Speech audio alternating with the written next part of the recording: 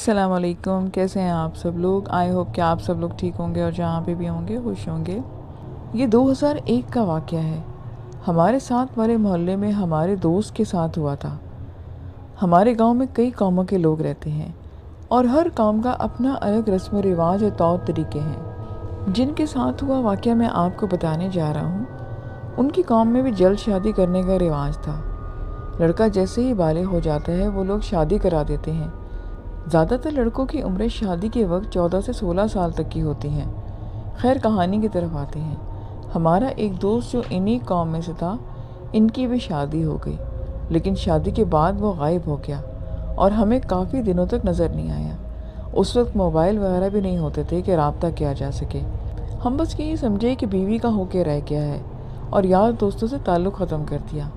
اکثر ہم دوست جب بیٹھ جاتے تو ان کا ذکر کرتے، لیکن کسی کو خیال نہیں آیا کہ ان کے گھر جا کر پوچھ آتے ہیں۔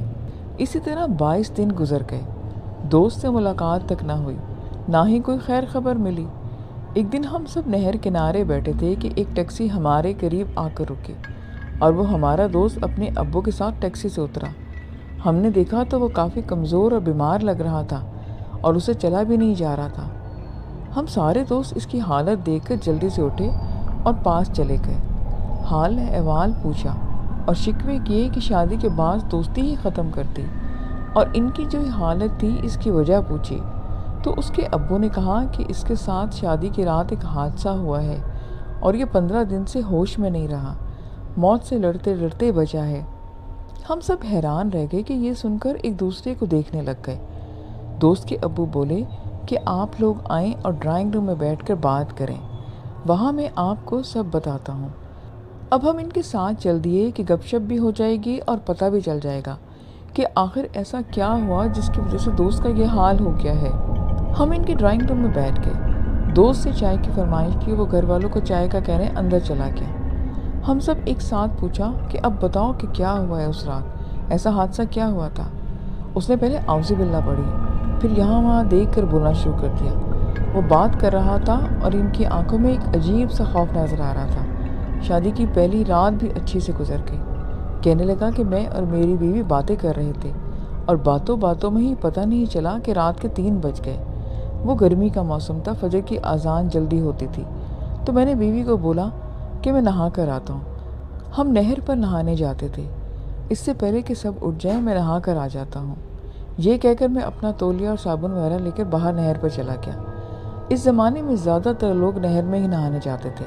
نہر کا پانی صاف اور ٹھنڈا ہوا کرتا تھا۔ نہر گھر کے سامنے سے گزر رہی تھی، سو میں 2 منٹ میں ہی پہنچ گیا اور جاتے ہی نہر میں چھلانگ ماری اور ٹھنڈے پانی سے انجوائے کرنے لگا۔ ابھی تھوڑی ہی دیر گزری تھی کہ مجھے کسی کی باتوں اور چلنے کی آواز آنے لگی، جیسے 2 لوگ آپس میں باتیں کر رہے ہیں اور میری طرف آ رہے ہوں۔ میں یہاں وہاں دیکھنے لگ گیا۔ اچانک سے میری نظر ایک مرد اور عورت پر پڑی جو باتیں کرتے ہوئے میری طرف آ رہے تھے۔ مجھے غصہ آیا کہ آدھی رات کو یہ جوڑی کہاں سے آ گئی۔ میں نے کپڑے اوپر رکھے کہ وہ لوگ اتنے قریب آ گئے تھے، اگر میں اوپر جاتا تب وہ مجھے دیکھ سکتے تھے، اور یہاں بھی نہر کا پانی اتنا گہرا نہیں تھا کہ میں مکمل جسم سے چپکا سکتا۔ خیر جیسے جیسے وہ قریب آتے گئے میں نے پانی سے ہاتھ پیر مارنا شروع کر دیے کہ یہ لوگ آواز سن کر راستہ بدل دیں گے کہ کوئی نہا رہا ہے، لیکن وہ سیدھا اسی راستے پر آ رہے تھے اور بالکل قریب پہنچ گئے۔ مجھے غصہ آ گیا اور میں نے آواز دی کہ آپ لوگ کیا اندھے ہو، دیکھ بھی رہے ہو کہ میں نہا رہا ہوں، پھر بھی سیدھا ادھر ہی آ گئے، دوسرے راستے سے چلے جاتے۔ میرا یہ کہنا تھا کہ ایک دم میری نظر ان کے چہروں پر پڑی۔ یقین مانیے ایسی ڈرانی اور بدصورت شکلیں تھیں کہ ان کی آنکھیں ایسی تھیں کہ جیسے آگ کے دہکتے انگارے۔ وہ غصے سے میری طرف دیکھنے لگے اور ان کے ہاتھ لمبے ہوتے گئے اور میری طرف بڑھنے لگے۔ اس سے پہلے کہ وہ میرا گلا دباتے میں نے بھاگنا چاہا، لیکن میرے قدم جیسے زمین میں پھنس گئے ہوں اور مجھ سے ہلا بھی نہیں جا رہا تھا۔ میں نہر میں الٹیاں کرنا شروع کر دی اور میرے ہاتھ پاؤں سے ایسا تھا کہ جیسے دم نکلا جا رہا ہے۔ میں بے ہوش ہو چکا تھا اور جب مجھے ہوش آیا تو پتہ چلا کہ میں 15 دن بعد ہوش میں آیا ہوں۔ ان کے ابو جان چائے لے کر آئے۔ ہم نے ان سے پوچھا کہ اس کو پانی میں سے کون لایا جب یہ بے ہوش تھا، تو کہنے لگے کہ جب میں فجر پڑھ کر گھر آیا تو اس کی ماں نے کہا کہ بیٹا کہاں ہے، ناشتے کے لیے بلا لو، شاید شرما رہا ہوگا۔ میں نے ڈرائنگ روم میں دیکھا تو وہ وہاں نہیں تھا۔ کمرے میں آواز دی، اس کی بیوی بولی کہ وہ تو 3 بجے نہر پر گیا تھا اور واپس نہیں آیا۔ وہ بھاگتے ہوئے گئے تو یہ نہر کے کنارے پر بے ہوش پڑا تھا اور ہم اسے اٹھا کر لے آئے۔ ڈاکٹر کو بلایا اور تو اس نے انجیکشن وغیرہ لگائے، لیکن اس کو کوئی فرق نہیں پڑا۔ تھوڑی دیر کے بعد عجیب و غریب آوازیں نکالنے لگا۔ پھر ہم سمجھ گئے کہ یہ کوئی اور معاملہ ہے، اور پھر ایک مولوی صاحب کو لے کر آئے اس پر دم کرنے کے لیے۔ مولوی صاحب نے دم درود کیا اور واپس چلے گئے، لیکن اس کو کوئی خاص فرق نہیں پڑا۔ بے ہوش رہتے اگر ہوش آ بھی جاتا تو سامنے دیکھتا رہتا اور انگلی سے کسی کو اشارہ کرتے کرتے جیسے اس کو سامنے کوئی کھڑا ہو، اور چیخ مار کر پھر سے بے ہوش آ جاتا۔ ہم کافی پریشان تھے، اس کی حالت دیکھ کر اس پر دم درود کرتے رہتے۔ 15 دن گزر گئے اور اب جا کر کہیں یہ چلنے پھرنے کے قابل ہوا ہے۔ پھر ہم نے پوچھا کہ آخر اس نے جو جوڑی دیکھی تھی وہ کون تھے اور اس وقت کیا کر رہے تھے؟ دوست کے ابو بولے کہ بیٹا یہ جوڑی کئی لوگوں کو رات کے وقت نظر آتی ہے۔ اکثر جب لوگ زمینوں کا پانی دینے جاتے ہیں رات کو تو یہ جوڑی دکھتی ہے، اور کافی لوگ ڈرے ہوئے بھی ہیں۔ جس نے بھی ان کو قریب سے دیکھا ہے وہ صبح بے ہوش ملے ہیں۔ ان کی شکلیں اتنی بری ہیں کہ دیکھنے والا ہوش کھو دیتا ہے۔ خیر یہ سب سن کر ہم بھی ڈر گئے، اور اب ہم وہاں سے جانا چاہتے تھے کیونکہ شام ہونے کو تھی۔ جیسے ہی ہم ان کی بیٹھک سے نکلے ہم ایسا بھاگے کہ جیسے وہ جوڑی ہمارے پیچھے آ رہی ہو۔ اور ہاں ایک بات بتاتا چلوں جو حقیقت ہے، جنات کی اصل شکل بہت ہی عجیب ہوتی ہے۔ دیکھنے والے دیکھنے کی تاب نہیں لا سکتا، اور دیکھتے ہی ان کو وامٹ ہو جاتی ہے اور وہ بے ہوش ہو جاتے ہیں۔ اس دن کے بعد ہمیں اس جوڑی سے متعلق اور بھی کئی واقعات کا پتہ چلا۔ اللہ ہمیں اس شیطانی مخلوق سے اپنی امان میں رکھے۔ میرا نام عثمان ہے اور یہ جنوری کی بات ہے۔ میں روز اپنے پرانے گھر جاتا تھا۔ وہاں سے ہم دوسرے گھر شفٹ ہو چکے تھے، پر پرانے گھر میں کچھ سامان اور ایک ہمارا ڈاگ بھی تھا۔ اس کتے کو کھانا ڈالنے اور سامان کے دیکھنے میں روز جاتا تھا۔ ایک روز ہمیشہ کی طرح میں کھانا دینے اس گھر گیا تو کافی اندھیرا ہو چکا تھا۔ میرے چاچو بھی میرے ساتھ تھے۔ انہوں نے کہا تم اس کتے کو جلدی جلدی کھانا ڈال کر آ جاؤ اور گھر کی لائٹس بھی آن کرتے آؤ۔ ان کا فون آ گیا تھا اور وہ فون سننے میں لگ گئے۔ میں اندر گیا اور کتے کو کھانا ڈال کر لائٹس آن کر دی۔ کتا مسلسل سامنے دیکھ کر بھونکے جا رہا تھا۔ میں سمجھا بھوک کی وجہ سے ایسا کر رہا ہے۔ وہ مسلسل گیلری کی طرف دیکھ کر بھونک رہا تھا۔ میں نے جب غور کیا تو گیلری میں ایک لمبا سا آدمی کھڑا تھا جو مسلسل میری طرف دیکھے جا رہا تھا اور مجھے اپنی طرف آنے کا اشارہ کر رہا تھا۔ اس کو دیکھ کر میرے قدم جم گئے۔ اس نے ہرے رنگ کے کپڑے پہنے ہوئے تھے، اس کے چہرے پر عجیب سی مسکراہٹ تھی اور وہ مجھے اپنی طرف بلا رہا تھا۔ میرا خوف سے برا حال ہو گیا تھا اور میں دروازے کی طرف دوڑ لگا دی۔ اپنے چاچو کو گھر چلنے کا کہا۔ وہ میری حالت دیکھ کر مجھے گھر لے آئے۔ گھر آ کر مجھے کافی دن تک بخار رہا۔ اب میں کبھی اس گھر میں دوبارہ نہیں گیا۔ احمد نے کوئٹہ سے یہ واقعہ سینڈ کیا ہے۔ میں آپ کو انہیں کی زبانی سنا رہی ہوں۔ یہ واقعہ مجھے ایک امام صاحب نے سنایا تھا کہ ان دنوں کی بات ہے جب ہم اپنے گاؤں موسیٰ زئی شریف میں رہا کرتے تھے۔ ہم 4 افراد تھے، ہم 2 بھائی اور ہمارے امی ابو۔ مجھے پڑھائی میں بالکل بھی انٹرسٹ نہیں تھا۔ میں سارا دن آوارہ گردی کرتا رہتا۔ میرے گھر والوں کو میری بہت پریشانی تھی۔ میرے بھائی اور میرے ابو مجھے بہت ڈانٹتے تھے۔ انہوں نے مجھے ایک میکینک کے پاس اپنی دکان پر کام سیکھنے کو لگا دیا، لیکن وہاں پہ بھی میں ان کے سخت ڈانٹ برداشت نہیں کر سکا اور میری لڑائی ہو گئی۔ مجھے دکان سے نکال دیا گیا۔ ایک دن ناشتے پر میری امی نے مجھے کہا کہ ہم تم کو حافظ قرآن بنانے کے لیے گاؤں کے مدرسے میں بھیج رہے ہیں، تم فوراً تیار ہو جاؤ۔ ہمارے گاؤں میں یہ رواج عام تھا کہ جو بچہ بہت تنگ کرتا ہے اسے گھر سے دور کسی مدرسے میں بھیج دیا کرتے ہیں۔ میں نے کافی احتجاج کیا مگر ان پر کوئی اثر نہ ہوا اور مجھے مدرسے بھیج دیا گیا۔ یہاں میرا کچھ دل لگ گیا۔ ہمیں پڑھنے کے ساتھ تفریح کا موقع بھی دیا جاتا۔ مدرسے کا نظام ہر لحاظ سے اچھا تھا۔ ہر کمرے میں 2 لڑکوں کو رکھا جاتا تھا۔ میرا ساتھی بڑا ہی چالاک اور چاپلوس ٹائپ لڑکا تھا۔ میں اس کے ساتھ بولنے کی عادت سے بہت پریشان تھا۔ اس کا ذکر میں نے کئی بار مولوی صاحب سے کہا کہ مجھے اس سے الگ کر دیا جائے۔ ایک دن مولوی صاحب نے مجھ سے کہا کہ اب تمہارے ساتھ سلمان رہے گا۔ یہ بہت اچھی بات تھی کیونکہ سلمان ایک کمگو اور سنجیدہ لڑکا تھا اور صرف اپنی پڑھائی پر توجہ دیتا تھا۔ غلط قسم کے لڑکے اسے بہت تنگ کرتے مگر اس نے کبھی کسی کو کچھ نہیں کہا تھا۔ اب جب وہ میرے ساتھ رہنے والا تھا تو میں نے سوچا کہ میں اس سے پوچھوں گا کہ تم اتنے خاموش اور بزدل کیوں ہو۔ سلمان مدرسے کا لائق طالب علم تو تھا مگر اس کی آواز بھی بے حد پیاری تھی۔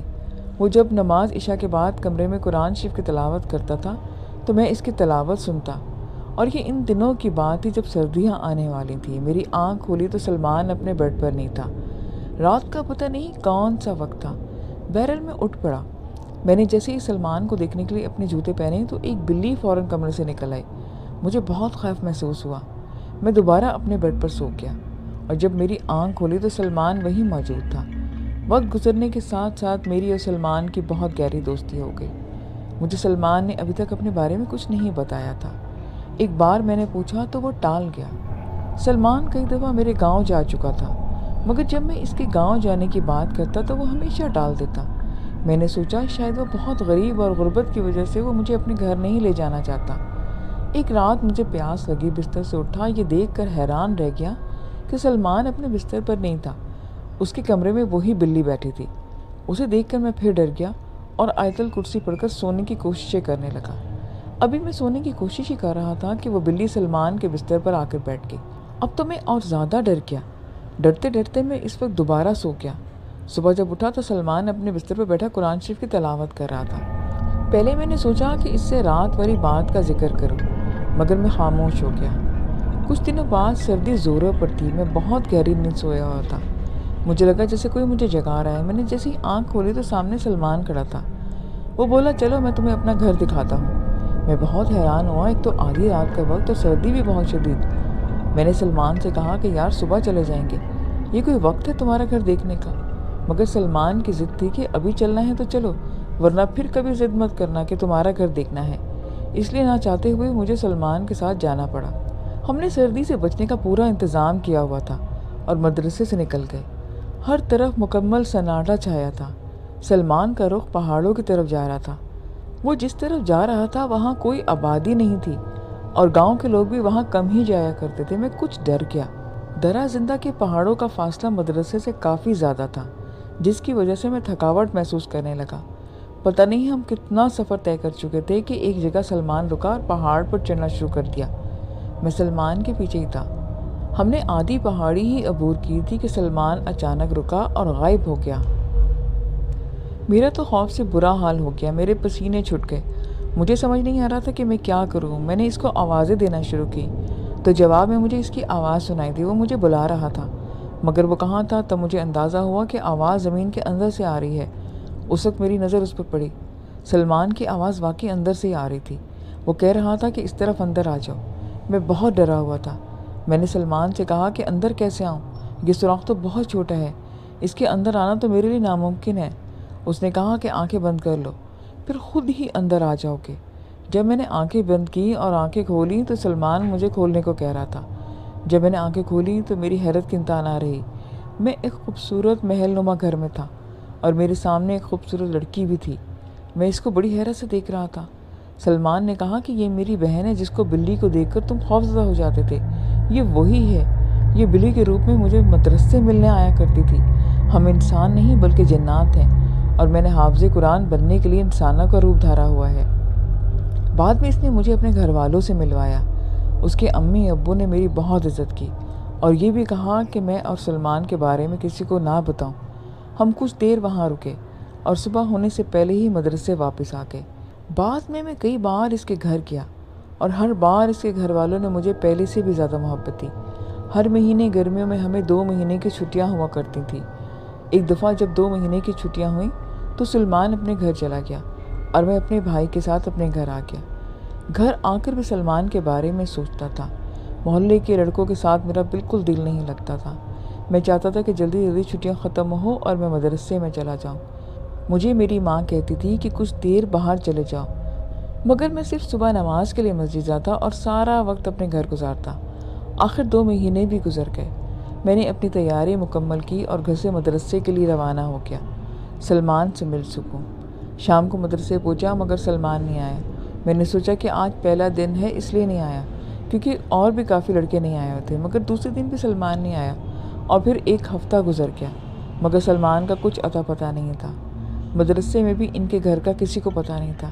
جب 1 مہینہ اور گزر گیا اور سلمان کا کچھ پتہ نہیں چلا تو ایک دن میں نے خواب میں سلمان کی ماں کو دیکھا جو کہہ رہی تھی کہ سلمان مر گیا ہے، اب وہ کبھی واپس نہیں آئے گا، اور میری اچانک آنکھ کھل گئی۔ میں بہت دیر تک روتا رہا۔ دوسرے دن صبح سویرے میں درہ زندہ گیا، پہاڑوں کی طرف چل پڑا۔ اور اس پہاڑی پر پہنچ گیا، مگر وہاں کوئی سراغ نہیں تھا۔